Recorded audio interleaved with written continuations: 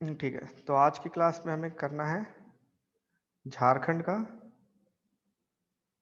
Physical geography. ठीक है, अभी तक हमने 2 क्लासेस खत्म करी, इसमें हमने मिनरल्स खनिज पढ़े थे और भूगर्भीय व्यवस्था पढ़ी थी। ठीक है, तो अब हम इसकी फिजिकल ज्योग्राफी पढ़ेंगे। ठीक है, फिजियोग्राफी या फिजिकल ज्योग्राफी या प्राकृतिक भूगोल। ठीक है,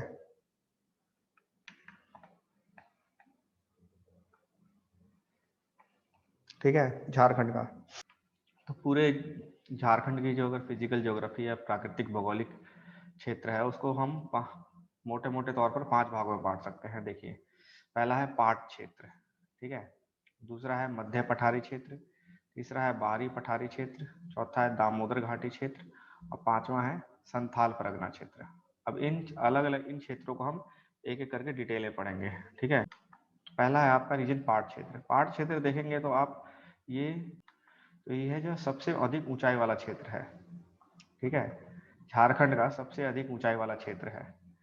तो ये कौन सा रीजन है? ये लगभग त्रिभुजाकार है, त्रिभुजाकार क्षेत्र है। देखेंगे आप इसमें तो ये जो आपका देखिए ये जो डार्क प्लस साइन में है इस तरह से, ये वाला रीजन जो है ये आपका पाट क्षेत्र है। ये इस तरह से लगभग त्रिभुजाकार है। ठीक है, इसका आधार इस तरफ है उत्तर में, इस पाट क्षेत्र का आधार क्या है? उत्तर में है। ठीक है, अगर ऊंचाई की जैसे बात कर रहे हैं ऊंचाई की, तो इसका सबसे ऊंचा जो इसकी अब औसत ऊंचाई अगर देखें, औसतन इसकी ऊंचाई कितनी है? 900 से 1000 मीटर तक। ठीक है, औसतन ऊंचाई है। सबसे अधिक ऊंचा क्षेत्र कौन सा है इसका? इस रीजन का सबसे ऊंचा क्षेत्र कौन सा है? उसका नाम है नेतरहाट। ये इसकी ऊंचाई कितनी है? लगभग लगभग 1180 मीटर है इसकी ऊंचाई। ठीक है, वैसे झारखंड का सबसे ऊंचा क्षेत्र नहीं है, औसतन झारखंड का सबसे ऊंचा क्षेत्र है। अगर हम पारसनाथ को छोड़ दें, पारसनाथ पहाड़ी को, यहाँ पे जो पारसनाथ पहाड़ी इसको छोड़ दें, तो यहाँ पे जितने ये जो एरिया है वो झारखंड का सबसे ऊंचाई वाला भूभाग है। सबसे ऊंचा भूभाग कौन सा है? ये पाट क्षेत्र है, अगर हम पारसनाथ की पहाड़ी को छोड़ दे तो। और त्रिभुजाकार में पाट क्षेत्र होता क्या है? पाट क्षेत्र जैसे आप जमीन पे ऐसे पहाड़ी जैसे ऊंचाई होती है, पहाड़ी होती है एक तरह से, लेकिन ऊपर का एरिया जो होता है सपाट होता है। ठीक है, ऊपर का एरिया कैसा होता है? सपाट होता है। इस तरह से पहाड़ी वाला हिस्सा, ये सपाट वाला हिस्सा जो होता है इसको पाट क्षेत्र कहते हैं। समतल क्यों जाता है? क्योंकि ये सबसे पुराना भूभाग होता है और समय के साथ क्लाइमेट के कारण इसका बहुत ज्यादा अपक्षय हो चुका होता है। ठीक है, इसका इरोजन हो जाता है, बहुत ज्यादा अपक्षय हो जाता है। इस कारण ये क्षेत्र जो होता है इस तरह से बदल कर ऐसे हो जाता है। ठीक है, तो इस तरह के क्षेत्र को हम क्या कहते हैं? पार्टलैंड बोलते हैं या पाट क्षेत्र बोलते हैं। इस तरह के कई पाट क्षेत्र हैं और झारखंड में तो ये बहुत ज्यादा ऐसे क्षेत्र हैं। जैसे नेतरहाट हो, नेतरहाट के बाद आपका अगर देखा जाए तो गणेशपुर पाट हो गया। तो ये कुछ प्रमुख पाठ है, जैसे नेतरहाट पाठ हो गया, गणेशपुर पाठ हो गया 1171 मीटर का हो गया, जमीरा पाठ हो गया। इसी तरह से यहाँ पे कुछ और पाठ हैं, बगड़ू पाठ, पाखर पाठ, खामर पाठ, गढ़ पाठ, बंगला पाठ। इस तरह से कई पाठ क्षेत्र है इस एरिया में। अगर इसको हम डिस्ट्रिक्ट वाइज डिस्ट्रिक्ट में देखें कौन से डिस्ट्रिक्ट में पड़ता है, तो देखिए आपका ये जो पार्ट रीजन है ये आपका इस तरह से है। तो ये आपका कौन कौन सा है? लातेहर, लोहारदागा, गुमला और थोड़ा सा इस तरफ से रांची में। तो ये आपका पाट क्षेत्र है। ठीक है, अगर यहाँ हम चट्टानों की खनिज की बात करें पाट क्षेत्र की, तो एक्चुअली सबसे पुराना भूभाग था। तो यहाँ पे आप देखेंगे तो नीस जो था उसका लगातार अनाच्छादन, इस अनाच्छादन होता रहा लगातार, ग्रेनाइट या नीस का अनाच्छादन होता रहा। इस कारण यहाँ पे जो मिनरल पाया जाता है, खनिज पाया जाता है, वो कौन सा खनिज पाया जाता है? आपका बॉक्साइट। ठीक है, और बॉक्साइट किसका अयस्क है? बॉक्साइट एल्यूमिनियम का अयस्क है। बॉक्साइट से हमें एल्यूमिनियम मिलता है। ठीक है, अगर हम यहाँ पे फिर इसकी एक और खास इंपॉर्टेंट फैक्ट क्या है कि इस पाट क्षेत्र से आपकी कुछ नदियां निकलती हैं, जैसे कि ये जो नदी है आपकी, ये आपकी कौन सी है, उत्तरी कोयल नदी है। ठीक है, ये उत्तरी कोयल नदी है। और इसकी ये जो सहायक नदी है ये औरंगा नदी है। ठीक है, ये आपके रांची प्लेटू से निकलती है, रांची पठार से निकलती है। और ये क्या होता है, उत्तरी कोयल क्या है कि ये पाट क्षेत्र से होती हुई निकलती है, और पाट क्षेत्र को ये बहुत ज्यादा काटती है, खासकर नेतरहाट पाट से निकलती है ये होते हुए। फिर इसी क्षेत्र से एक और नदी निकलती है, उसका नाम है शंख नदी। ये देखिए शंख नदी का ये एरिया है, ये जो आपका ये शंख नदी है। ठीक है, तो ये भी पाट क्षेत्र से निकलती है। तो पाट क्षेत्र से निकलने वाली दो मुख्य नदियां कौन सी है आपके, उत्तरी कोयल और शंख नदी। तो आपका पाट क्षेत्र हो गया ये। इसके बाद हम चलेंगे आगे मध्य पठारी भाग पे। तो मध्य पठारी भाग जो है आपका, वो मेन रीजन है, सबसे बड़ा रीजन ये मध्य पठारी भाग ही है। अगर आप इसे देखेंगे तो ये पूरा एरिया जो है ये मध्य पठारी भाग में आता है। ठीक है, इसमें इसके इसको आगे दो और भागों में बांटा गया है। ठीक है, रांची का पठार और हजारीबाग का पठार। ये जो आपका एरिया है वर्ग आकार में लगभग, ये कौन सा एरिया है, ये रांची का पठार है। ठीक है, तो हम पहले करेंगे रांची का पठार। ठीक है, तो हम रांची का पठार, तो ये जो रांची का पठार है ये झारखंड का सबसे बड़ा पठारी क्षेत्र है, पहला पॉइंट। इसकी औसतन ऊंचाई 600 मीटर है।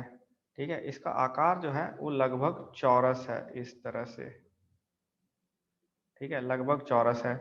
इसके मुख्य भाग मतलब कितने भागों में इसको विभाजित किया गया है स्टडी के लिए, तो आप देखेंगे तो इसमें 3 भाग है। मध्य रांची का पठार, ये जो ये हिस्सा है। ठीक है, उसके बाद है उत्तरी कगारी क्षेत्र और दक्षिणी कगारी क्षेत्र। कगारी क्षेत्र क्या, जो कगारी क्षेत्र होता है ना, कगारी क्षेत्र, कगारी, या इसको इंग्लिश में क्या बोलते हैं, स्क्रैपमेंट। ठीक है, वो इस तरह का क्षेत्र होता है। देखिए ये कगारी क्षेत्र है, एक जो बिल्कुल तीखी ढलान ढलान होती है। कारण क्या होता है, कारण होता है अचानक एक जमीन का नीचे धंस जाना या किसी भाग का ऊपर उठ जाना। ठीक है, या फिर नदी द्वारा इसका धीरे धीरे अपक्षय होते रहना तेजी के साथ। ठीक है, तो इस तरह से कगारी क्षेत्र बनते हैं। तो आपका जो रांची प्लेटू है या मध्य रांची पठार है, उसके दोनों तरफ उत्तर में और दक्षिण में ऐसे कगारी क्षेत्र हैं। ये जो आप एरिया देख रहे हैं ये वाला, ये मैं अगर दिखाऊं, ये जो एरिया है और ये जो एरिया है, ये क्या है, कगारी क्षेत्र है इसका। ठीक है, इस कगारी क्षेत्र की खास बात क्या है कि इस कगारी क्षेत्र से कई सारे जलप्रपात आपको इन इन कगारी क्षेत्र में नजर आएंगे। कगारी क्षेत्र में क्यों जलप्रपात बनता है कि नदी जब बहती है फिर अचानक से नदी नीचे गिरती है, तो ये जलप्रपात बनाती है यहाँ पे। ठीक है ना, जलप्रपात यानी कि वाटरफॉल। ठीक है, वाटरफॉल बनाती है नदियां, यहाँ पे वाटरफॉल बनाती है अधिक ऊंचाई से नीचे गिरने पे। तो यहाँ पे कौन कौन से जलप्रपात है, मुख्य जलप्रपात कौन से, लोघा जलप्रपात। ठीक है, इसकी ऊंचाई कितनी है, लगभग 137 मीटर से गिरती है। दूसरा है हुंडरू जलप्रपात, इसकी ऊंचाई कितनी है, लगभग 74 मीटर है। सदनी जलप्रपात 60 मीटर है। और दशम जलप्रपात 40 मीटर है। ये चारों सारे जलप्रपात जो है इसके दक्षिणी कगारी क्षेत्र में है, क्योंकि ये ज्यादा ही रग्ड एरिया है। ठीक है, ये ज्यादा ही उबड़ खाबड़ या क्षेत्र वाला, ये उबड़ खाबड़ वाला क्षेत्र। तो जो जलप्रपात वाला टॉपिक है इसको हम एक अलग, जब रिवर वाला चैप्टर करेंगे उसके साथ इसको ले लेंगे डिटेल में। ठीक है, तो रांची प्लेटू को अगर हम, रांची के पठार को अगर हम डिस्ट्रिक्ट मैप में अगर देखने की कोशिश करें तो फिर कैसे होगा। रांची का पठार है आपका, वो लगभग इस सब डिस्ट्रिक्ट्स को कवर करता है। ठीक है, लातेहार, लोहारदगा, गुमला, सिमडेगा, खुंटी, वेस्टर्न सिंहभूम, पश्चिमी सिंहभूम यानी सरायकेला, रांची खुद और रामगढ़। ठीक है, ये पूरा आपका रीजन जो है ये रांची का पठार है। ठीक है, ये पूरा आपका क्या बोलते हैं, ये जो नॉर्दर्न का उत्तरी कगारी क्षेत्र है और ये दक्षिणी कगारी क्षेत्र है। ठीक है, इस तरह से है। रांची का पठार जो है इसके आप देखेंगे तो ये रिवर, झारखंड के रिवर सिस्टम को 2 भागों में बांटता है। ठीक है, उत्तर की तरफ बहने वाली सारी नदियां जो है, ये देखिए नॉर्थ कोयल रिवर जो है, इधर से फिर ये साउथ कोयल रिवर इधर आती है। ठीक है, यहाँ आपकी सुवर्ण रेखा रिवर है। तो ये रांची का पठार एक तरह से इस एरिया के इस एक उच्च भूमि की तरह है जिसके दोनों तरफ रिवर सिस्टम है, आपकी नदियां अपवाह तंत्र है। ये झारखंड के अपवाह तंत्र को बांटता है उत्तर और दक्षिण में। अब चलते हैं नेक्स्ट अपना जो है हजारीबाग का पठार। हजारीबाग का पठार जो है उसको दो भागों में बांटा गया है, ऊपरी पठार, ऊपरी हजारीबाग और निचला हजारीबाग। ठीक है, अगर आप मैप में देखेंगे तो ये जो आपका रांची का पठार है, इसके जस्ट नॉर्थ उत्तर में ये आपका दामोदर घाटी है। ठीक है, ये जो है ये दामोदर घाटी है। दामोदर घाटी के ऊपर उत्तर में शुरू होता है आपका हजारीबाग का पठार। तो पहला है आपका ये एरिया जो है ये है आपका ऊपरी पठार जो है, ऊपरी हजारीबाग पठार। ठीक है, और उसके बाद यहाँ से आपका ये एरिया जो है, ये क्षेत्र जो है ये निचला, यानी अगर ये 1 नंबर है, ये 2 नंबर है, तो ये 1 और ये 2। ठीक है, तो ये ऊपरी पठार है, इसकी ऊंचाई जो है वो है 600 मीटर औसतन ऊंचाई, और निचले पठार की ऊंचाई 450 मीटर है। औसतन ऊंचाई निचले की 450 मीटर है। लेकिन इस 450 मीटर जो औसतन ऊंचाई है निचला पठार जो है, इसमें एक झारखंड की सबसे ऊंचा पर्वत है, इसमें पर्वत श्रेणी है पारसनाथ। ठीक है, पारसनाथ है, और इसका सबसे ऊंचा शिखर जो है, सबसे ऊंचा शिखर जो है वो है सम्मेद शिखर। ठीक है, इसकी ऊंचाई कितनी है पारसनाथ की? 1365 मीटर। ठीक है, ये झारखंड का सबसे ऊंचा स्थान है सम्मेद शिखर। ठीक है, ये कहाँ पे है? निचला हजारीबाग पठार में है। कहाँ पे, किस डिस्ट्रिक्ट में पड़ता है ये आपका पारसनाथ? ये आपका पड़ता है गिरिडीह में। ठीक है, गिरिडीह डिस्ट्रिक्ट में पड़ता है आपका यहाँ पे। ठीक है, ये जो दोनों पठार हैं आपके, ये हजारीबाग का पठार और रांची का पठार, ये कभी मिला हुआ था। ठीक है, एक ही हिस्सा था, लेकिन बीच में से जब दामोदर नदी घाटी बनी तो ये हिस्सा अलग हो गया, और ये हिस्सा रांची का पठार इससे हजारीबाग पठार से अलग हो गया। किसके द्वारा अलग हो रहा है? दामोदर नदी घाटी के द्वारा। हजारीबाग का पठार और रांची का पठार को कौन अलग करता है? दामोदर नदी घाटी अलग करती है। और अगर आप ऊपर जाएंगे, हजारीबाग का जो ऊपरी निचला पठार है, उसके मेन जो निचला पठार है, इसके मेन डिस्ट्रिक्ट कौन कौन से हैं आपका? कोडरमा, गिरिडीह, ये मेन डिस्ट्रिक्ट है। हजारीबाग, ठीक है, ये मेन है हो गया। और इस ऊपरी पठार में अगर बात करें तो आप कौन कौन है, देखिए ये आपका हजारीबाग तो होगा ही। ठीक है, फिर कोडरमा, बोकारो है थोड़ा, कोडरमा नहीं बोकारो, और रामगढ़। ठीक है, मैप में देखेंगे इसको तो ये आपका ये रहा।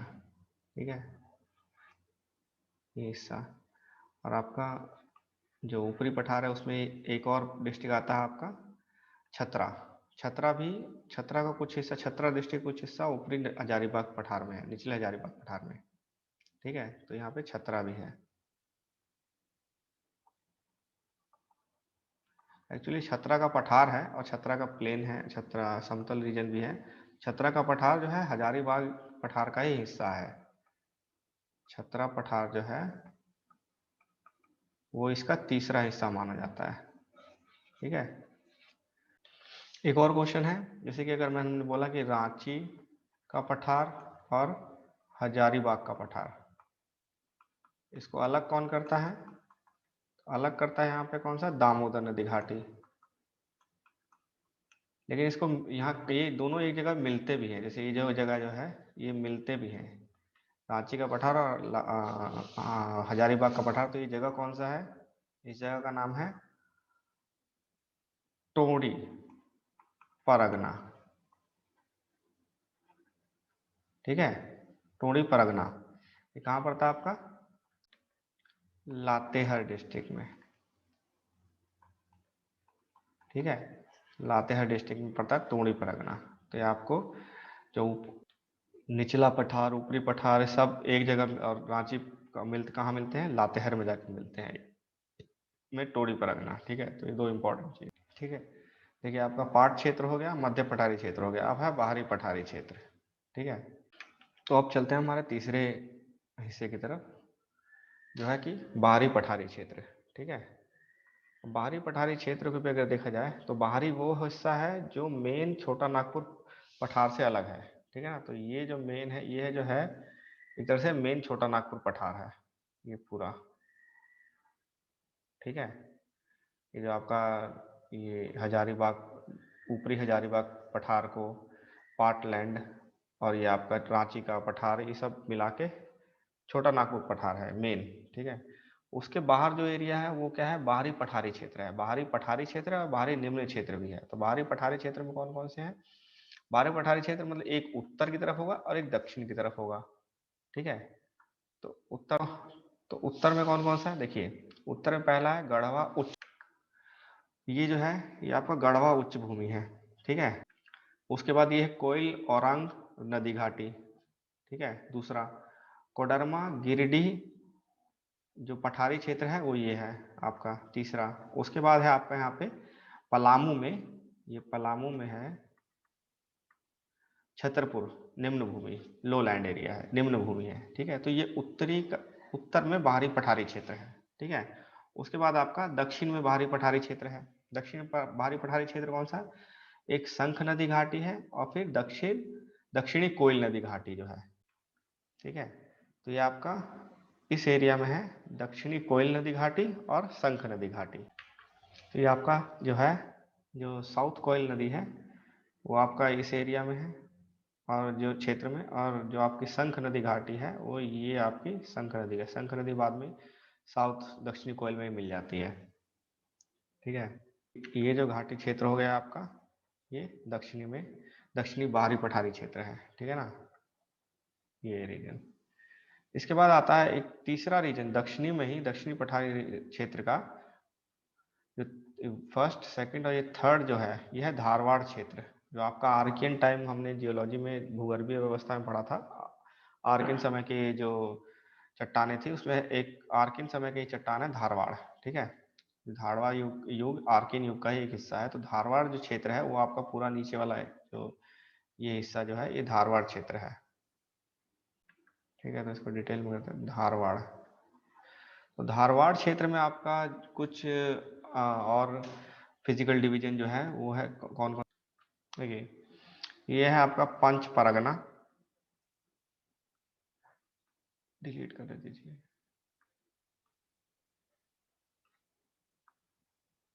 पंच परगना क्षेत्र। ठीक है, फिर उसके बाद है आपका, ये आपका परहट है और ये आपका है दालमा श्रेणी, दालमा दालमा दालमा नहीं दालमा। ठीक है, फिर ये आपका है सुवर्ण रेखा घाटी। ठीक है, दारमा श्रेणी को काटती हुई जाती है सुवर्ण रेखा घाटी। ठीक है, उसके बाद ये आपका चाईबासा का मैदान है। ठीक है, और ये है क्या है आपकी कोल्हान पहाड़ियां हैं। ठीक है, ये कोल्हान पहाड़ी है। और इधर जो छोटा सा हिस्सा बचा हुआ है ये क्या है आपका, ये दालभूम है, दालभूम नहीं दालभूम। ठीक है, दालभूम। ठीक है ना, तो ये आपका हो गया दालमा सॉरी पांच परगना। ये आपका हो गया सुवर्ण रेखा घाटी, उसी को वो किसको काटती है आपका दालमा श्रेणी को। और यहाँ पे आपका पंच परगना क्षेत्र है, पोरहाट है सॉरी पोरहाट। ठीक है, पोरहाट। और ये चाईबासा का मैदान है। ठीक है, और ये आपका कोल्हान पहाड़ी है और ये दालभूम का मैदान है। ठीक है, ये देखिए मैंने आपके लिए कलर कर दिया इसको। ये आपका पहला है डालमा सॉरी पांच परगना है ये। ठीक है, उसके बाद ये आपका है पोरहाट, ये आपका पिंक में आपका चाईबासा का मैदान, नीचे है आपका कोल्हान पहाड़ियाँ, ये आपका है सुवर्ण रेखा रिवर, और इसके भी दोनों साइड क्या है दालमा श्रेणी है, और नीचे दालभूम मैदान है। ठीक है, तो इस किसके, तो क्वेश्चन कैसे पूछ सकते हैं इसके ऊपर? अब ये नीला हरा करने से क्या फायदा, क्वेश्चन कैसे पूछ सकते हैं? मान लीजिए आप क्वेश्चन पूछा जाएगा कि दालभूम का मैदान को मैच करना है डिस्ट्रिक्ट से, आपको 2-3 डिस्ट्रिक्ट ऊपर के दे देंगे रांची से लेकर ऊपर तक, और एक डिस्ट्रिक्ट जो कि है ये पूर्वी सिंहभूम में है, ठीक है। उसके बाद हो सकता है कोल्हान मैच करने के लिए दे, तो कोल्हान पश्चिमी सिंहभूम में है, जो आयरन वाला क्षेत्र था, हमने जियोलॉजी में पढ़ा था। उसी तरह से पांच परगना किसका हिस्सा है? ये रांची का हिस्सा है। देखिए पांच परगना, ये हिस्सा क्या है? रांची का हिस्सा है, ठीक है। तो इस तरह आपको मैच करने के लिए दे सकता है। बाहरी पठारी क्षेत्र में एक और हिस्सा है आपका, ये जो है ये सिमडेगा का पठार है, ठीक है। तो दक्षिण में ही, प्लस ये भी धारवाड़ का हिस्सा है, सिमडेगा पठार, ठीक है। फिर है आपका दामोदर घाटी, चौथा चौथा क्षेत्र कौन सा? दामोदर घाटी क्षेत्र। तो ये आपका रिवर है, ये दामोदर नदी है, ठीक है। और ये आपकी बराकर नदी है, ठीक है। दामोदर और बराकर नदियां हैं, जो आगे जाके दामोदर नदी में मिल जाती है, बराकर नदी, ठीक है। यहाँ पर बराकर पे मैथन डैम है एक। तो ये जो क्षेत्र है आपका झारखंड का, ये है पूरा दामोदर घाटी क्षेत्र। दामोदर घाटी क्षेत्र किन दो क्षेत्रों को अलग करता है? आपका रांची पठार को और हजारीबाग पठार को अलग करता है, ठीक है। दामोदर घाटी क्षेत्र जो है दो नदियों का क्षेत्र है, एक दामोदर नदी है और प्लस बराकर नदी है, ठीक है। रीजन कौन कौन सा है, क्षेत्र कौन कौन सा है? आपका धनबाद, बोकारो, रांची, हल्का रांची भी है थोड़ा सा, फिर और रामगढ़, ठीक है। ये मेन क्षेत्र है जो इस नदी घाटी क्षेत्र में आते हैं, ठीक है। ये नदी घाटी क्षेत्र जो है बनी किससे है? ये अवसाद से बनी है, अवसाद से, मिट्टी जो नदी बहा के लाई थी अपने उससे बनी है। पहले क्या था? रांची, हजारीबाग का पठार और रांची का पठार एक ही था, लेकिन फिर बाद में कार्बोनिफेरस से लेकर क्रिटेशियस समय तक इस बीच में उथल पुथल हुई और ये हिस्सा अलग हो गया बीच में, बहुत गड्ढा, बहुत बड़ा गड्ढा टाइप बन गया, और इसमें फिर नदी ने अपना जो पठार को काट काट के अपने साथ मिट्टी लाई, अवसाद लाई और इसको भरती चली गई, ठीक है। तो इस कारण बनी, तो अवसाद गोंडवाना अवसाद से बनी है, गोंडवाना,